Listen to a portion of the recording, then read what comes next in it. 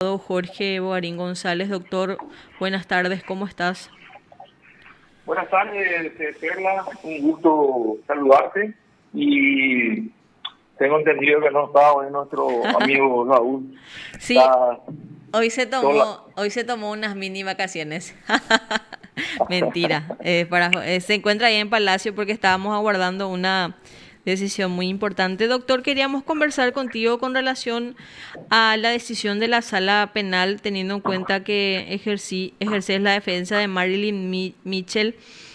¿Cómo toman ustedes esta decisión de la sala penal con relación también a que se ha hablado de las pruebas obtenidas de manera irregular?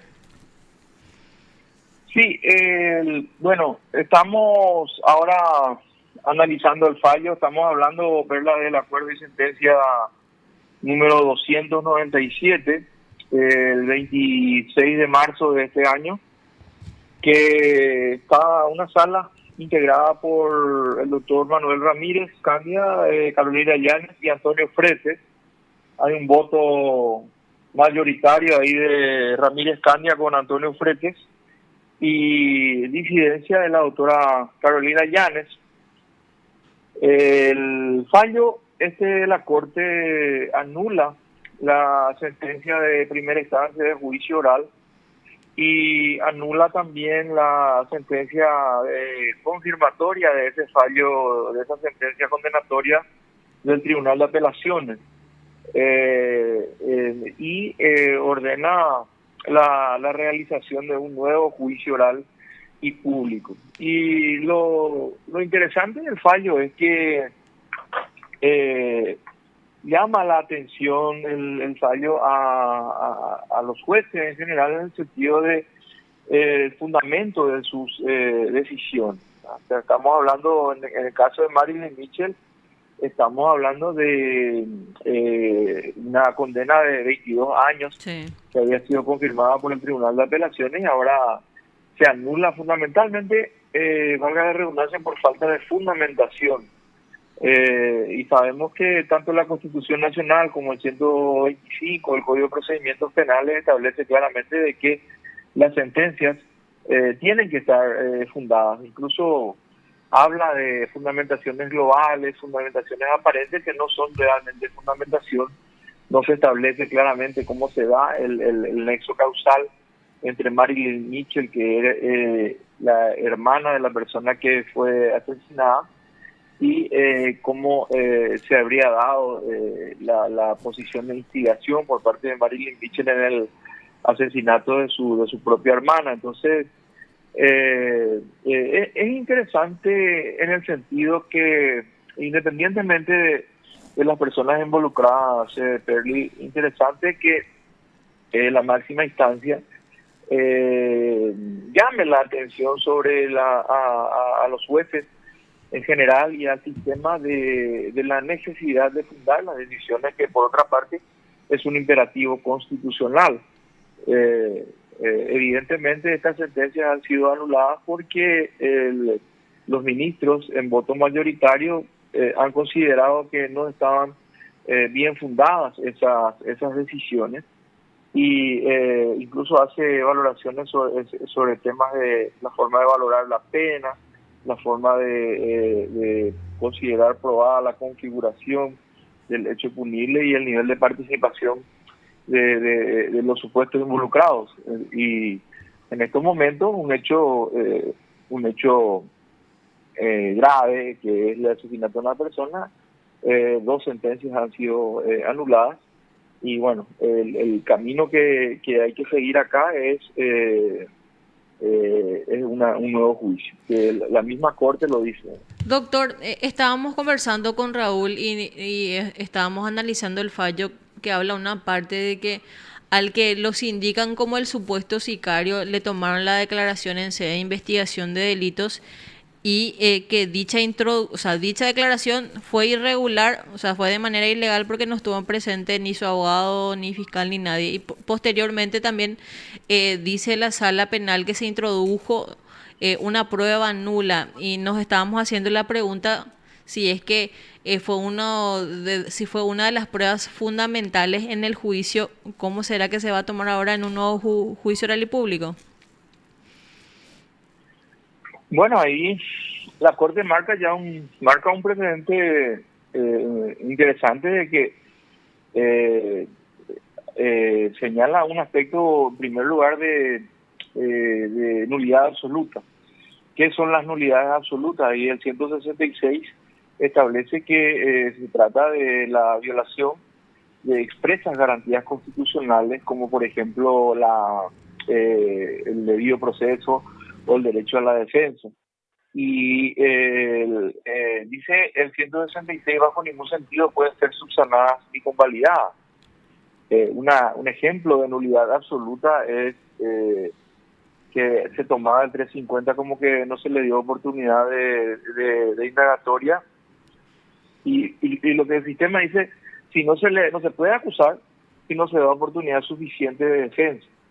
Y eso no, a veces los fiscales, algunos, no todos, llaman, requieren un provisional. En el marco del provisional le toman la declaración indagatoria.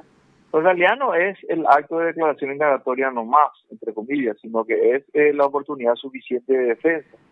Y eso, cuando hubo una violación de este tipo, que acarrea nulidad absoluta, ya no se puede convalidar. Por ejemplo, si se introdujo una información que finalmente sirvió para condenar en condiciones irregulares, como habla de esa supuesta indagatoria que se le tomó a uno de los condenados en sede policial, sin abogados, sin las formalidades que establece el sistema, eso ya es imposible de subsanar ni convalidar a mi criterio, ¿verdad? Y pruebas nulas hacen un poco a esa teoría de los frutos del árbol envenenado que conocemos bien, ¿verdad? O sea, si el origen de la información es nulo, es viciado, da lugar al crecimiento de un proceso, de un árbol que está viciado, y los frutos que da ese árbol, o sea, el proceso y los resultados de ese proceso están viciados también. A eso se refiere los frutos del árbol envenenado, ¿verdad? Hay dos sentencias que ahora han sido anuladas justamente porque se cometieron errores graves que hacen al derecho de las personas que estaban sometidas a proceso. O sea, Do- el sistema, perdón, Ferli, sí. que el sistema con características acusatorias dice, vamos a castigar los hechos punibles, pero vamos a castigar a aquellos que estén probados, pero realmente probados, no que aquel que parece que lo hizo y intentar condenar a de cualquier manera. O sea, acá tiene que hacerse bien las cosas en materia probatoria para que consideremos un hecho punible probado. Si te escucho, Ferli. Doctor, ¿hace cuánto que su defendida está privada de libertad?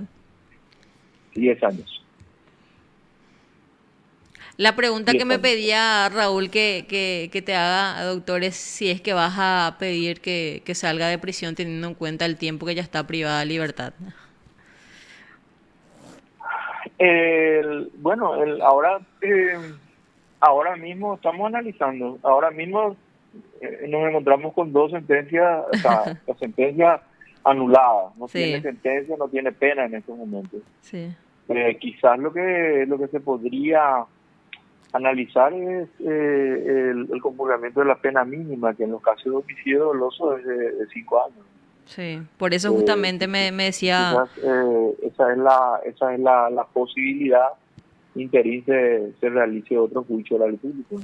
doctor, sobre el hecho en sí, ¿qué dice su defendida al respecto o qué sostienen ustedes como defensa? Porque se las indica a ella como la supuesta autora, por decirlo de alguna manera, intelectual del asesinato de su hermana.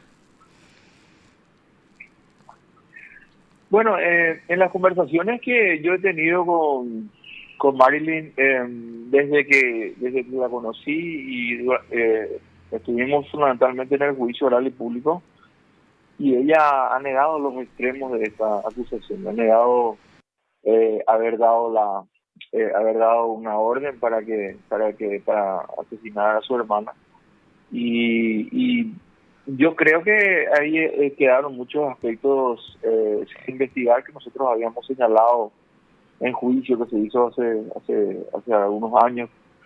Entonces tengo que refrescar un poco la memoria sobre eso. Pero eh, yo había señalado en juicio de una investigación bastante deficiente y sobre todo que se habían cometido muchas irregularidades y ahora la Corte, desde el punto de vista procesal, y ahora la Corte nos da la razón en eso.